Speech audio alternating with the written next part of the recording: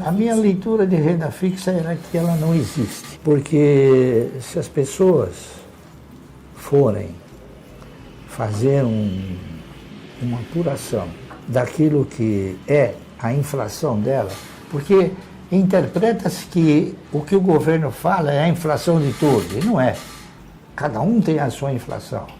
Então, se você chegar em janeiro e relacionar tudo aquilo que você precisa, tá certo? Tudo. Você vai ter o quê? Você vai ter um determinado valor. Se você pegar esse valor e aplicar na renda garantida, você vai chegar no fim do ano e você, pela aplicação, você vai ganhar 10%. Se você pegar o valor que você tinha disponível para comprar em janeiro e for comprar em dezembro, a diferença é mais ou menos, no mínimo 40%, 50%. Então, veja bem, se você colocou um valor para depois de um ano ser remunerado no máximo 10%, e aquele valor perdeu poder de compra de 50%, então você não ganhou nada. Você nem corrigiu o valor da moeda. Então, isso aí é uma ilusão. Por que é uma ilusão? Porque o cidadão brasileiro, ele foi seduzido ao longo do tempo e, inclusive, conduzido a ser um agiota. Está entendendo? Então, o cidadão que aplica, que empresta o dinheiro, emprestar o dinheiro, o que é? É um ato de agiotagem. Ninguém conseguiu me falar o que é a criptomoeda. E aí, se você conseguir, eu vou ficar feliz porque eu vou aprender. Eu invisto em empresas que tenham, assim, uma perenidade, porque a atividade é perene. Chamava-se CTB, era a maior empresa que tinha, não é? Existiam outras, a Telefônica da Borda do Campo, mas a CTB era a Companhia Telefônica Brasileira. Então, para você comprar um telefone, você gastava 1 milhão em termos de hoje e tinha que esperar 25 anos. Né? Hoje você tem, assim, na mão, custa 5 centavos, 10 centavos, não, 5 reais, né? E um telefone custa aí o quê? R$1.000. Tá certo? Então, esse aparelhinho aí, ele gerou e produziu uma transformação sensacional, coisa que eu nunca imaginei que ia transformar. Ela transformou todos os brasileiros que tem em fotógrafo. Não é isso? Então, todo mundo quer tirar fotografia, né? Eu não quero tirar fotografia, mas todo mundo quer, tem que respeitar. Então eu procuro investir nesses segmentos e procuro exorcizar segmentos que não tenham assim um grau de perenidade, porque depende de uma série de fatores.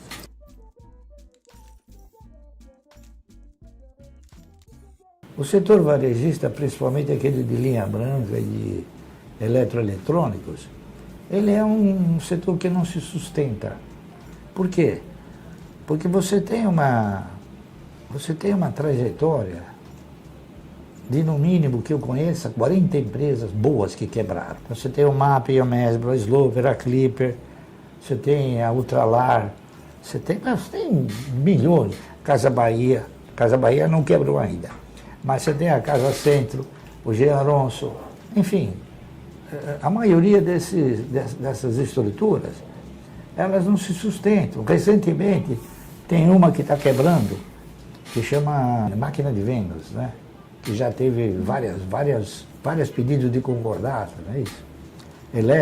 Ricardo Eletro. Então, e veja bem, existem alguns procedimentos aqui no Brasil. A Casa Bahia já não quebrou, porque há tempos atrás ela teve uma injeção de recursos de 300 e poucos milhões. A Magazine Luiza também. Ela teve um suporte financeiro grande através do quê? Como ela é uma empresa de capital aberto, ela bate na porta e a maioria dos fundos compram as suas ações. Não interessa o prejuízo que vai dar para os cotistas. Eles compram porque algum benefício eles devem ter. Tá certo? Agora nós estamos tendo um negócio interessante. Um outro segmento da economia, que é turismo. Por exemplo, a CVC, Difícil mesmo. se não tivesse agora uma entrada de recursos aí de 500 milhões, ela estaria quebrando, certo? E outros segmentos. Por exemplo, eu não digo que essas empresas possam ter isso, mas talvez algum desarranjo, alguma coisa, a Localiza, ela está tomando no mercado 4 bilhões e meio. Então, talvez, você vai entender por que você nunca vai ganhar comprando fundo. Está entendendo? Por quê? Porque quem compra, quem ampara esses IPOs, ou essa subscrição, que a turma chama de follow-on, são os fundos. Então o fundo coloca na carteira dele alguma coisa que não vale nada. Você não pode impedir, você tem que engolir o sapo se você estiver lá. Eu, com todos esses anos de mercado, não conheço ninguém que ganhou aplicando em fundo. Nem em fundo de previdência privada. Até agora, eu faço esse desafio. Olha, eu gostaria de chegar um caixa que, seu baixo, eu ganhei. O grande acerto do investidor é ele ter um profissional de muita experiência que o conduza para o caminho certo. Eu tenho, sou eu mesmo. Então o que acontece? Hoje você tem, não digo milhares, mas você tem muitos profissionais que eles chegam para você e falam, se você comprar isso aqui, você vai ganhar 1000%. Não existe isso no mercado. E às vezes o cidadão, ele prefere acreditar na fantasia do que na realidade.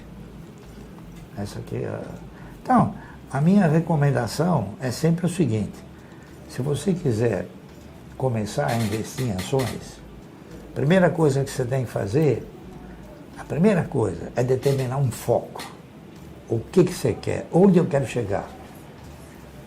Ao determinar esse foco, você tem que assumir alguns compromissos. Então, o compromisso primordial é você estabelecer a prioridade que você quer. Eu quero ter uma carteira de ações. Então, você estabeleceu uma prioridade. Se você respeitar essa prioridade, esse compromisso com essa prioridade, você chega numa carteira de ações generosa. Por quê?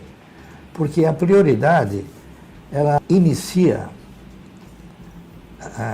te gerando conhecimentos para você administrar os egos. E com o tempo, você acaba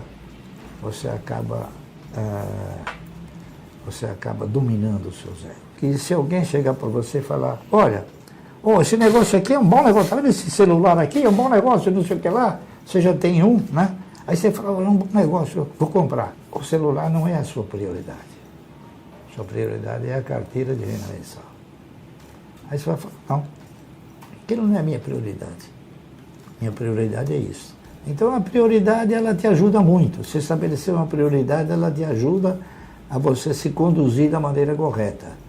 E a maneira correta é você exercitar que posturas? Primeiro, a disciplina de você exercitar essa prioridade. E segundo, a paciência de você formar uma carteira.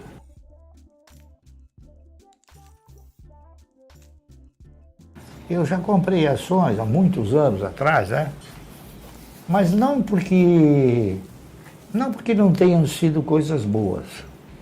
Por exemplo, eu comprei ações de um banco chamado Banco Econômico, por influência de um amigo meu, que ainda é vivo, a gente se fala, do Banco Nacional. E por livre e espontânea vontade minha, comprei ações do Banco Noroeste, que também não existe mais, Banco Bandeirantes, também não existe mais, Banco Bandeirantes de Investimento. É isso aí. O Banco Nacional quebrou, o Banco Econômico quebrou.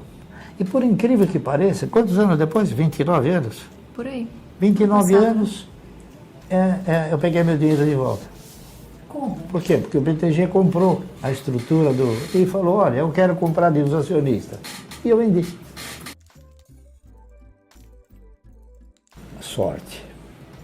Porque você veja bem, eu nunca ia imaginar que o banco do Ayrton Senna ia ser fechado pelo governo, né? Que o banco que tinha o maior acervo patrimonial, que era o Banco Econômico, também ia ser fechado pelo governo. Entendeu? E outros bancos também. Teve um banquinho que eu me arrependi de ter feito. Ele chamava a gente, o apelido dele era Banco da Bandeira, porque ele chamava Banco do Progresso. Como na bandeira está escrito Ordem e Progresso, então o apelido dele, esse daí eu perdi 10%. Mas eu nunca perdi nada no mercado. Sabe por quê? 99,9% do meu patrimônio foi oferecido pelas próprias empresas. Então o cidadão, ele não se deu conta que o que ele ganha de dividendo, se ele reinvestir o dividendo, o efeito multiplicador dele é substancialmente superior a ele reinvestir aquilo que ele ganha na renda fixa. Quando eu tinha 14 anos, ele fez uma carteira para mim, inclusive, curiosamente, com ações da Ultrapar, que eu também já não tenho mais hoje em carteira. Ainda era um bom negócio. Ainda era um bom negócio? Ainda era um bom negócio naquela época, né? Em 2008. Na época, essa carteira me dava o equivalente a R$300 por mês em dividendos e aquilo era a minha mesada. Então, ele me orientava da seguinte maneira: olha, você tem esses R$300 que eu vou te dar, na verdade, não sou eu que estou te dando, é a empresa que está te pagando. Você tem duas opções: ou você usa porque você precisar, né, comprar a roupa que você quer, o tênis que você quer que você está me pedindo, ou você reinveste e no próximo trimestre, quando ela anunciar novamente dividendos, você comprou novas ações, então você não vai mais receber 300, você vai receber 310. No próximo trimestre, se você continuar reinvestindo, não é mais 310, 320, né? E assim sucessivamente. Quando você se der conta, esse dividendo vai ter multiplicado várias vezes, né? Então foi assim que eu comecei, que eu me apaixonei pelo mercado. Estou chegando muito próximo de receber 1 milhão ao ano. Não é 1 milhão ao dia como ele. E você fala que 1 milhão ao dia? Ele é 1 milhão ao dia, eu recebo 1 milhão ao ano, mas tá bom, né? Por que essa surpresa?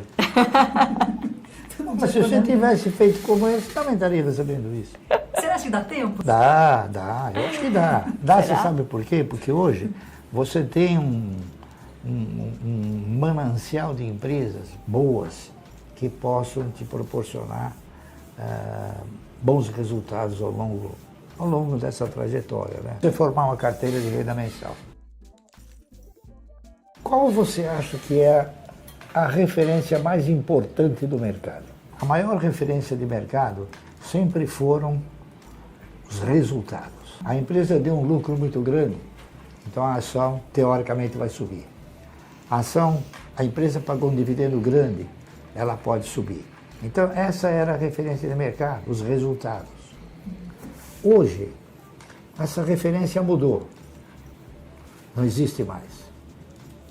A referência do mercado hoje é um instrumental que se chama locação.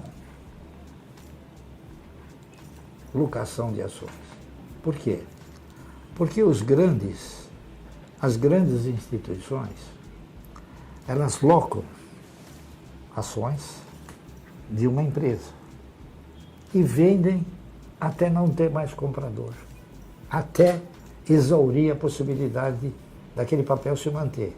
Aí eles vão pressionando o papel. Foram os casos da IRB, é o caso da Cielo. Você sabe quantas ações? Oi. Oi, coitado.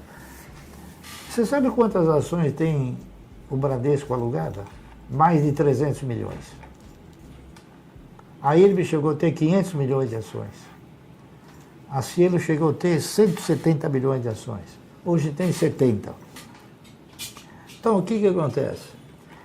Essa alocação, ela gera uma espiral de baixa. O que é uma espiral de baixa? Por exemplo, o mercado tem a possibilidade de negociar em termos normais X mil papéis de uma determinada empresa. Vamos supor, 50 mil ou 100 mil ações. Então o camarada aluga 1 milhão de ações. Ele vai vendendo no mercado. Aí não tem mais comprador, ele vende para o parceiro dele, mais barato. Aí ele vende mais barato para o outro parceiro. Ele vem e vai fazendo uma espiral de baixo. Quando chegar num preço que ele interpreta ser bom, ele recompra e devolve. Esse é o processo de mercado hoje. O senhor olha para o Ibovespa, que importância o Ibovespa tem para o Nenhuma. investidor? Não, para mim não tem nenhuma, Tá. né? Mas eu sinto que ela deve exercer alguma importância para a maioria, porque eles falam, você viu, o índice caiu. Mas você tem ações do índice, não? Então deixa ele cair, né? A gente compra projetos. Nós somos empreendedores de bolsa, né? Enquanto os demais são especuladores de índice, né? Então é completamente diferente. O cidadão brasileiro precisa se conscientizar que esse país só terá uma economia positiva se ele investir na geração de riqueza. Eu não sei quantas milhões ou milhares de pessoas eles votam na esquerda. A esquerda não é geradora de riqueza. A esquerda ela é geradora de pobreza. Por quê? Porque ela distribui uma riqueza que ela não gerou. Entendeu?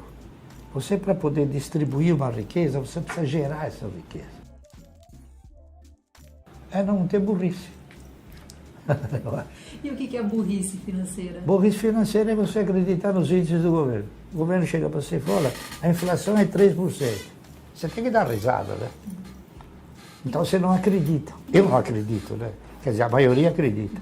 Inteligência financeira é quando você acredita, através do seu procedimento, dos seus investimentos, você obtém resultados satisfatórios. Eu acho que isso pode ser inteligência financeira. E para você, Luísa? Olha, ter inteligência financeira é você fazer primeiro o feijão com arroz bem feito, né? E segundo, você usar a matemática ao seu favor. A matemática ela é implacável. Quando você pega a fórmula do valor futuro, né, para você olhar ali o efeito do juro composto ao longo do tempo, qual que é a única variável que é exponencial? O N, que é do tempo. Então, não é sobre você comprar uma Mercedes. Tudo bem se é o seu sonho, mas é sobre você realizar esse sonho hoje ou daqui 5 anos. Entende? É sobre você segurar os seus egos e as suas vontades imediatas, né? Segurar esse imediatismo. Controlar os egos. Controlar os seus egos e, quem sabe, você conquistar isso depois que você já tiver algum valor investido, né? Então, não é sobre o que, é sobre o quando, muitas vezes, né? É difícil aprender com o jovem. Com o jovem, você aprende a exorcizar o controle sobre os egos. Porque o jovem de hoje, ele tem um caráter imediatista fantástico. Então, ele ainda não se conscientizou que uma carteira de renda mensal, ela não se faz em um dia, nem em um mês, nem em um ano. E ele não se deu conta, tá certo? Que ao formatar uma carteira de renda mensal, ele vai colocar alguma coisa, depois a empresa coloca o resto. Quando eu fiz esse trabalho que ela segue hoje, Ações Garante Futuro foi um trabalho feito. Então eu descobri, porque o importante é você descobrir coisas que o mercado te ensina e que não está no livro. Quando eu digo não está no livro, você não tem nada escrito sobre isso. Então, por exemplo, um certo dia, eu li nos jornais, saiu, que os fundos de previdência privada estavam quebrando. Em 1970, se a memória não me trair. Eram fundos de previdência privada particulares.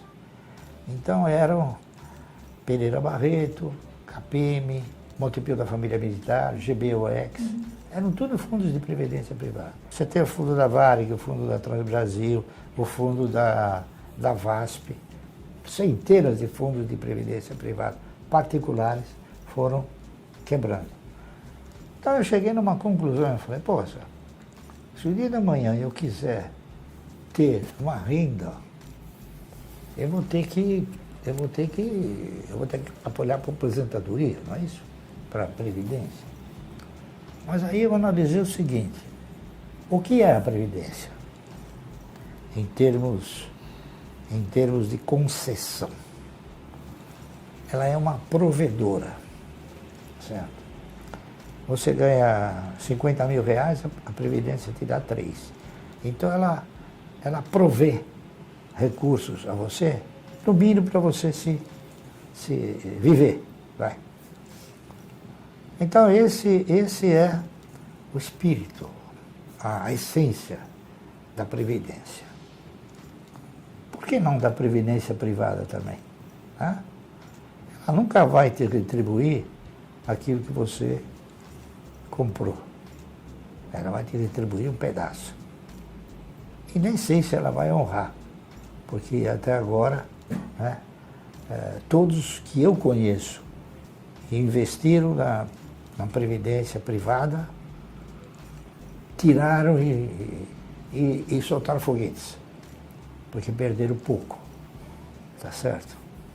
Então, naquela ocasião, eu analisei e falei, poxa, vai ser difícil eu ter uma renda mensal boa, né? Pelo menos para mim viver bem, não é isso? Então eu busquei outras fontes. Mas antes de buscar outras fontes, eu fiz o seguinte, falei, poxa, o cidadão que trabalha na iniciativa privada, ele, ao se aposentar, ele ganha uma provedoria, né? E funcionário público? Funcionário público não se aposenta, você sabia? Ele ganha o mesmo salário. O que acontece?